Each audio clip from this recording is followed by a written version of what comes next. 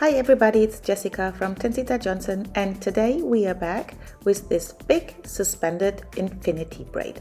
I love to do that on myself, but I thought perhaps it's easier if I show you on the mannequin head. You start with 3 strands and the left travels to the very right side by going over and under.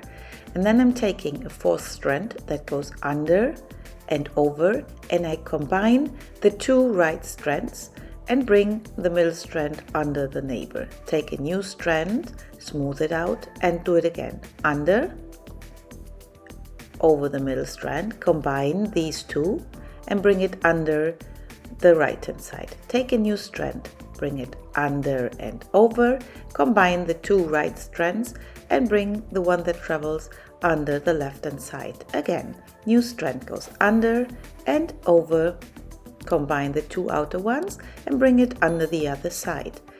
And this braid changes a lot the pattern depending to how thick you make the new strands. The movement is always the same. You take a piece of hair, you bring it under and over, combine the 2 ones that you just passed, and then bring it under the neighbor strand.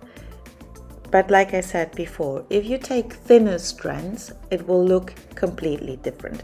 You can make this as a tight hairstyle with fine and thin sections and with not pulling out at the end, like I'm going to show you very soon. Or you just do it like I do it here, then it goes quick, and it's even a good braid that you can do on yourself with a bit of practice. And it really looks different and sticks out. If you go to a party or whatever, it will be a very nice braid. If you want to see how I do it on myself, just go back some tutorials and you will find it. So for ending this braid up, when you have the last strand, you just do the same stitch, then you wrap it once around like infinity braid. Hold it tight and then take an elastic and wrap it all around the low ponytail. And this is the final result. But if you want it more outstanding, fluffier, more boho, just more outstanding, just pull the outer edges gently. Don't pull too much. Once you pulled it out, you cannot bring it back in.